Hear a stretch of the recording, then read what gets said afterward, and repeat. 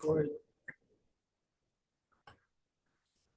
Hi guys, so good morning. So first of all, welcome sa ating company dito sa Chantal. And if you're joining Chantal under my organization or sa iba, welcome and I'm so excited para sa gagawin nating training ngayon kasi I know that the content of this training will really help you to get your first significant result, and also it will help yung under your organization that will also help them to get their first significant result. So let me just first share my screen.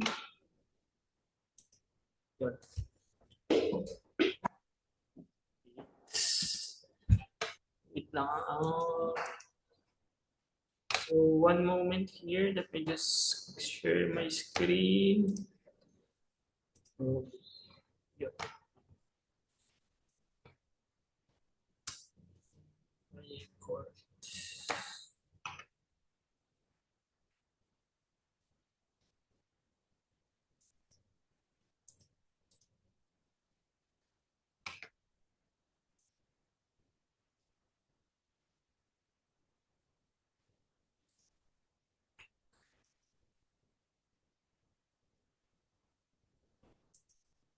Walas, di ko makita yung share screen. Putik.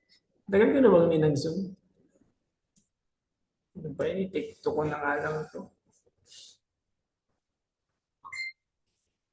Saan na ba yung share screen dito? Ay, F4 ba? F4. F5. Yun! Bullshit, di na ako marunong mag-PowerPoint Hindi natin. Mas mabilis kasi mag-PowerPoint kaysa Canva. Komportable kasi sa Canva parang nahihirapan ako.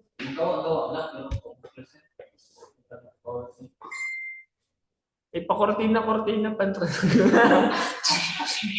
Dahan-dahan mo talaga eh.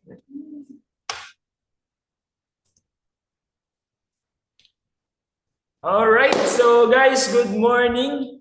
Good morning, good afternoon, good evening, kung anong time nyo man pinapanood yung training na to. So first of all, if bago ka sa Chantal Dropshipping System or matagal ka ng part pero ngayon mo lang napanood ang training na to, so welcome and I'm so excited para i-share sa inyo yung mga content ng training natin ngayon.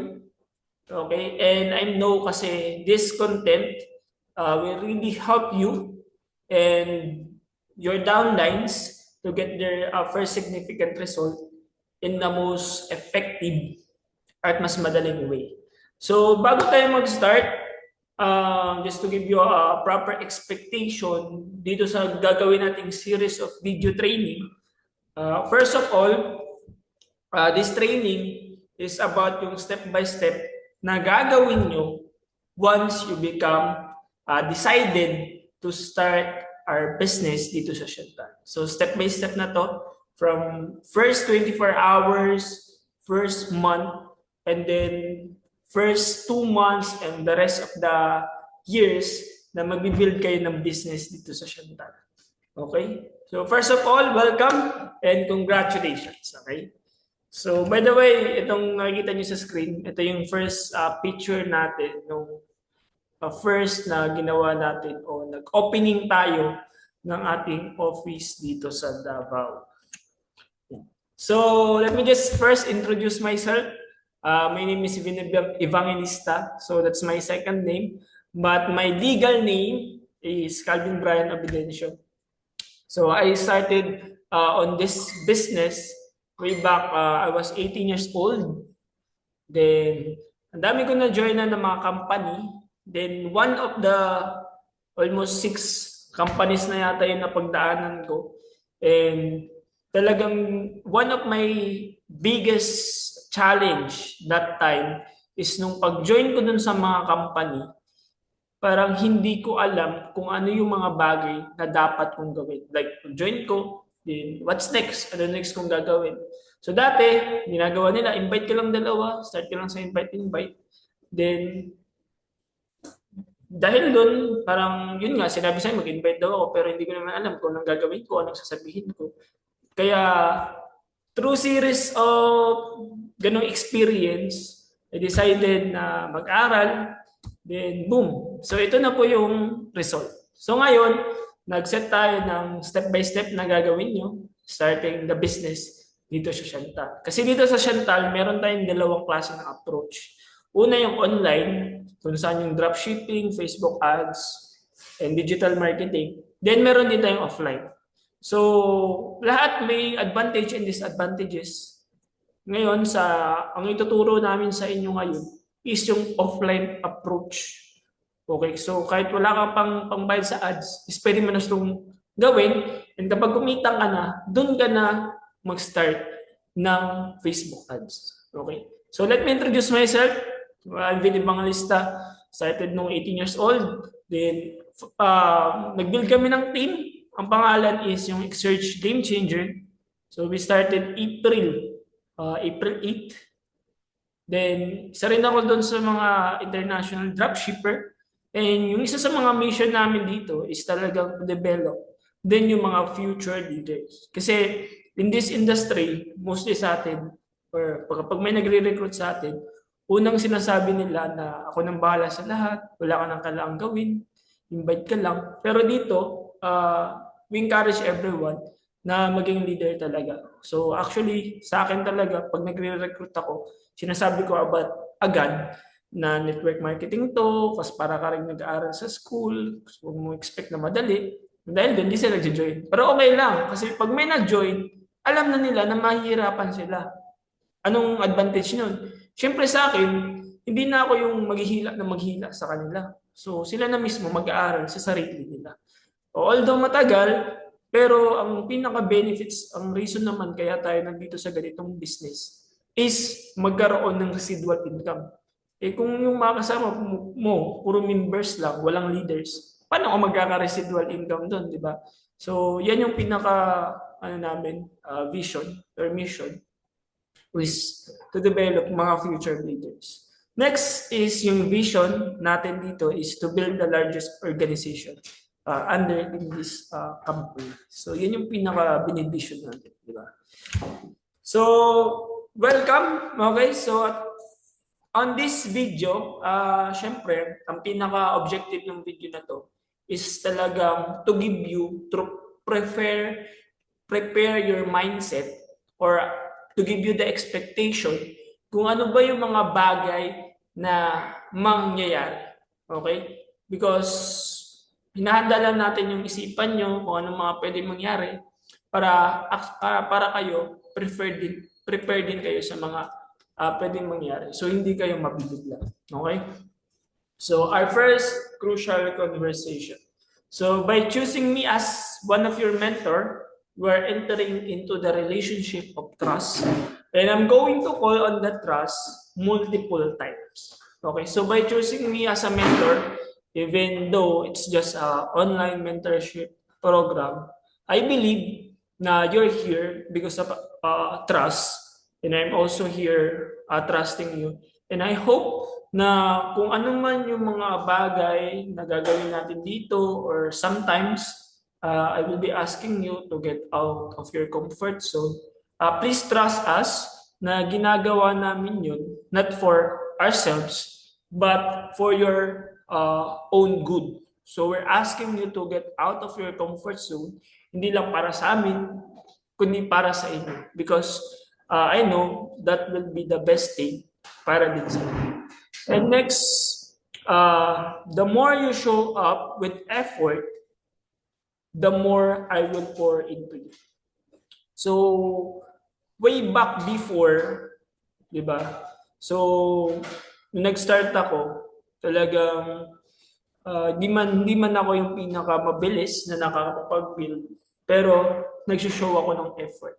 So dahil doon, sa effort na yun, na nakita ng mentor ko that time, is talagang tinuruan din ako personally. So yun din yung magiging setup natin dito. So the more na nag-show up ka, kahit wala pang result, pero nag-show up ka with effort, the more na mas magpo-focus ako sa'yo, kami sa'yo, para magkaroon ka rin ng resulta. So the more you show up with effort, the more that I will pour into you. So the more ka namin tututukan, the more nag-show up at nagpapakita ka ng effort. Kahit wala pang result. Okay? So in my experience, the frustration, na-frustrate lang tayo kapag yung expectation natin are not met. So on this video training is to avoid yung frustration on your part, okay? And to meet your expectation, magsiset tayo ng alignment. Okay? Kung ano yung expect nyo sa amin, and ano din yung expect namin sa inyo, and ano yung mga pwedeng mangyari. Okay?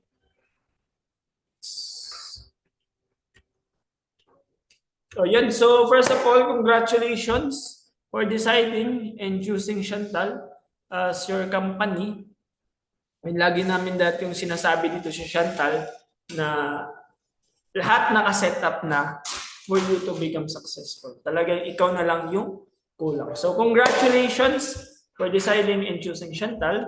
And next slide. So, independence. My goal for you is that you become independent of me or on your upline as fast as possible. So, one of my goal here para sa iyo is to become strong and independent leader. So, dahil dito sa company, isa sa pinaka-vision natin is to reach more customers. Okay? So, to do that, kailangan natin ng mga leaders to reach more customers and to serve more customers. So if you agree and if you decided na gusto mo maging strong and independent leader, okay, just let us know and just send me a message. And if you're not agreeing, if hindi mo gusto maging strong and independent leader, so ngayon pa lang, just a heads up, bigyan kita ng just a heads up. You can just join with the other leaders. Kasi dito sa team, what we want is yung mga tao na decided na gusto rin din ng maging independent and strong leader. Okay? So if you accept this goal as your own, okay, send your upline or sino mang upline mo or ako, if I'm the one personally sponsoring you, that I will become a strong and powerful independent leader. So, yan yung pinaka-own goal namin. No? First goal is maging strong and independent leader ka. So, kaya mo mag-present, kaya mo mag-train, kaya mo mag-invite. So, next, success, love, speed. So, ignorance, meron tayong mga kasabihan in our industry sa network marketing is ignorance on fire is better than knowledge on ice. Diba? So, ignorance on fire is better than knowledge on ice.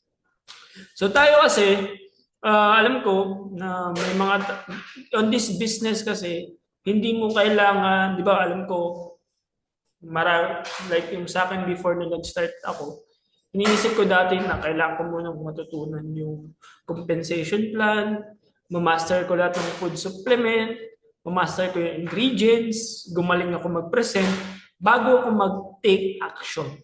But that will be the most worst na bagay na pwede niyong gawin on this business.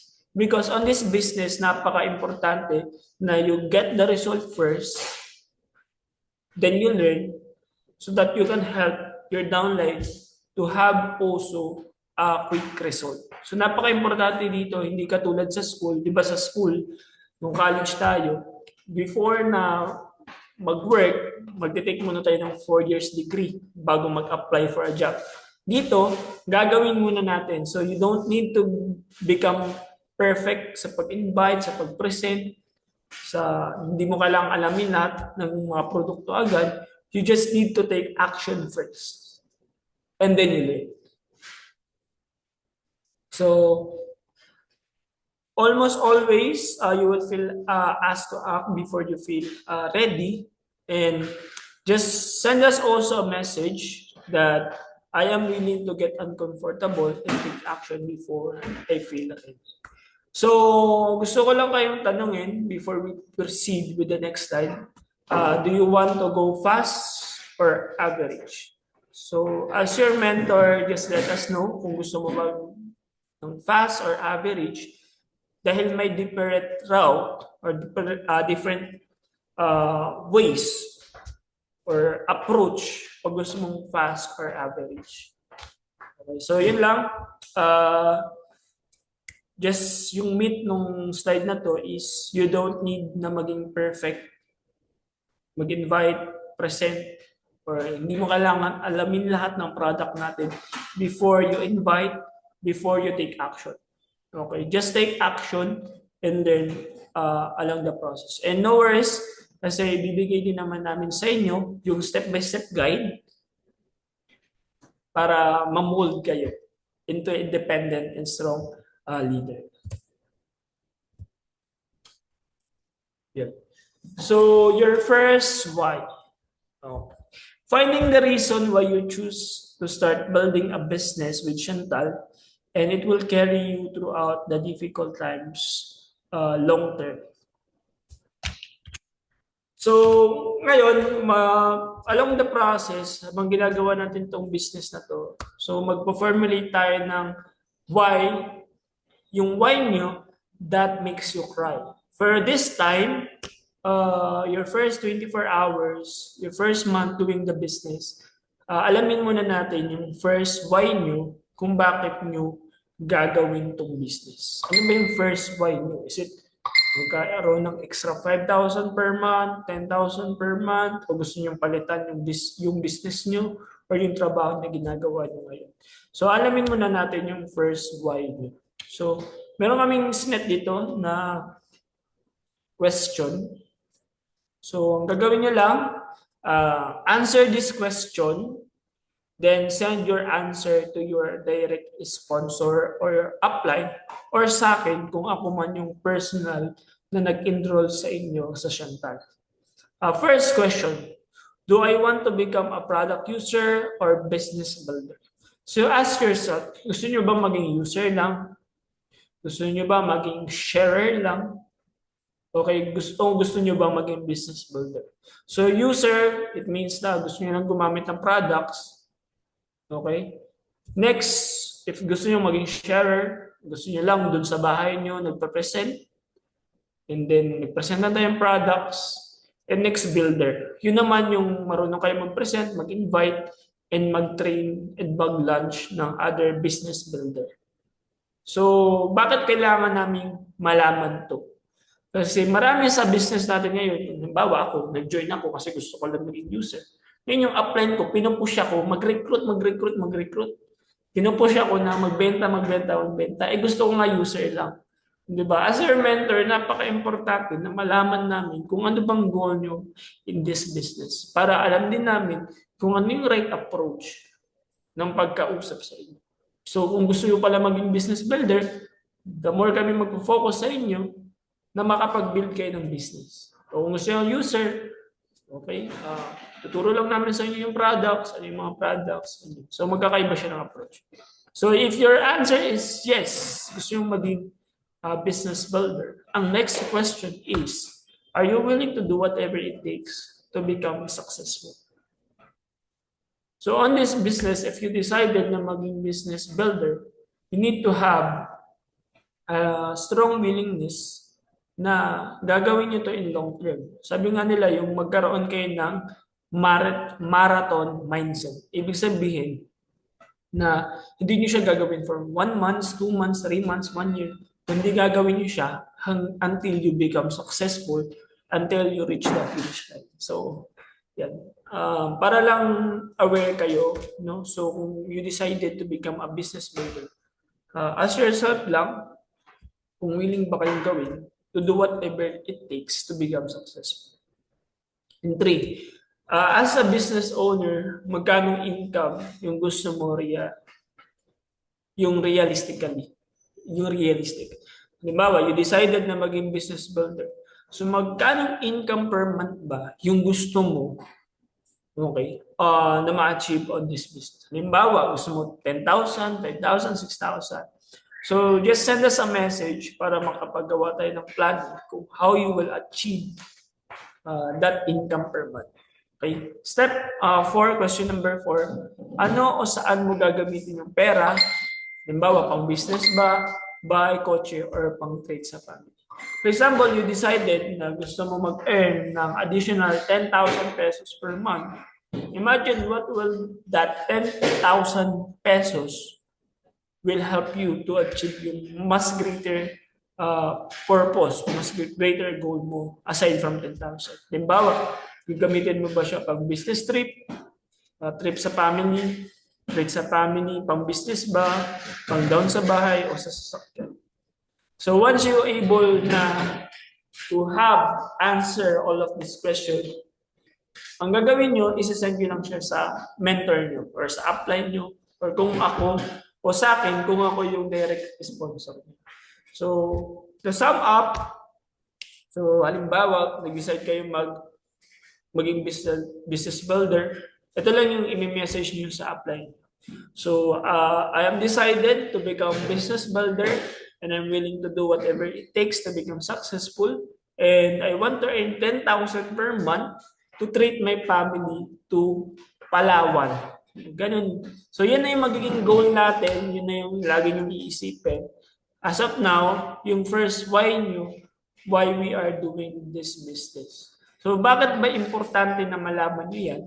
Kasi yan yung magdadrive sa inyo pag you feel na you want to quit or if you feel na parang hindi nyo na alam yung ginagawa nyo. So it will guide you on the darkest days nung ginagawa nyo yung ganitong business. So napaka-importante, alam nyo yung purpose or why, bakit nyo ginagawa yung business para makatulong sa inyo na hindi kayo basta-basta na mag-quit.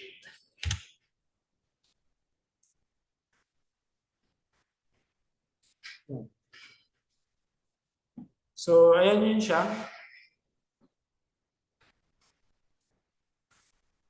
So, your comfort zone.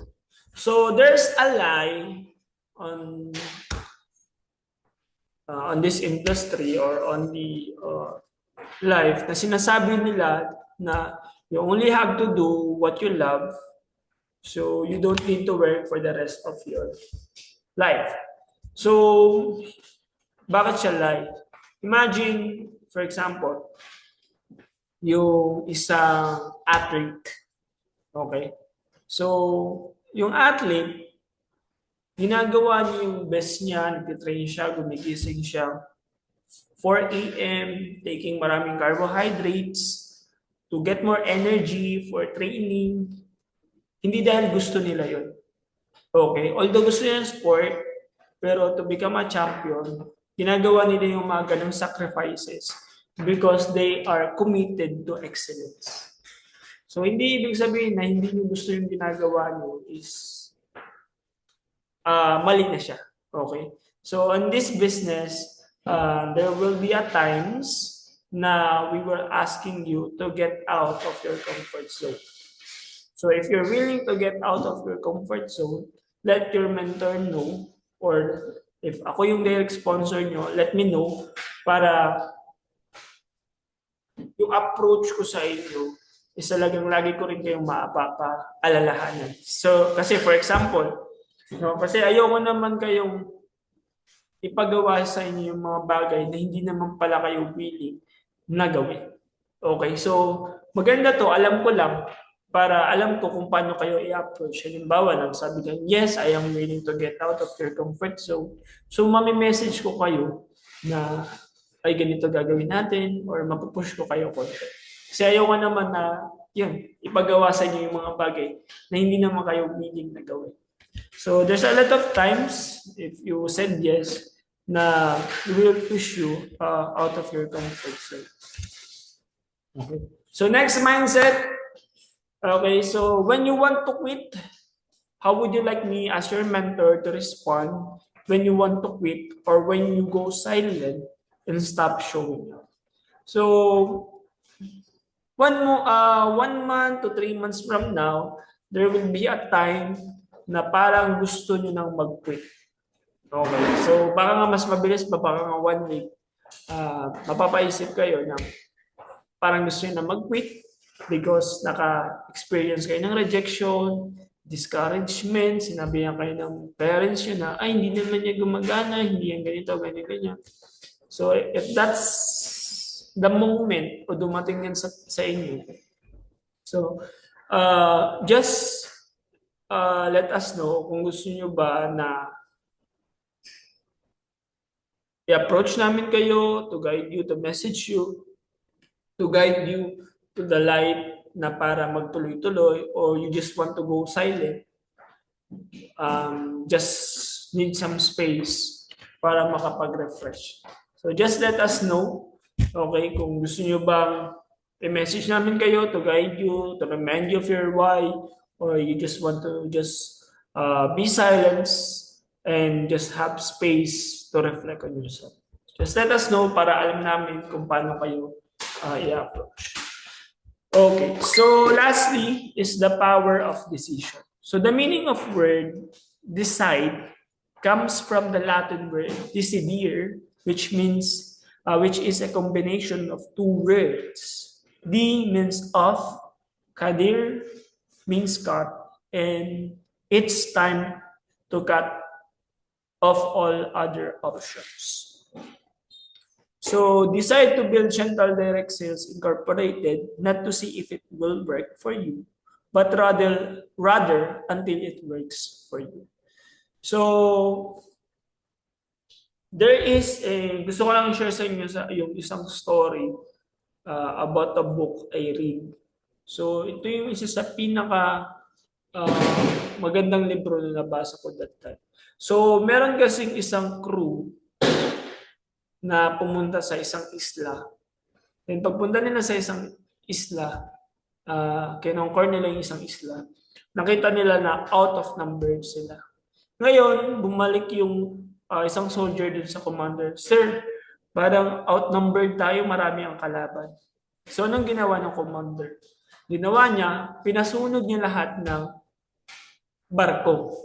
Ngayon, yung mga soldiers, wala na silang ibang way para mag-escape or tumakas. And then they just decided na just mag-all out dun sa bagay na ginagawa nila. And ang naging twist dun sa dulo, sila yung nanalo. So ano yung moral story ng story? Moral story is that have the decision that wala na kayong other options but to become successful on this business. Because yan yung isa sa mga mindset what makes yung other people to become successful on this business. So just decide that you will build this business not to see if it will work for you, but rather until na gumana o mag-work ito para sa inyo. So yun lang. Have a decision na gagawin nyo to long term until you become successful. So on the next training, pag-aaralan natin yung about sa basics ng business or how does it looks like na mag-start ng business dito sa Chantal. Okay, so see you on the next video.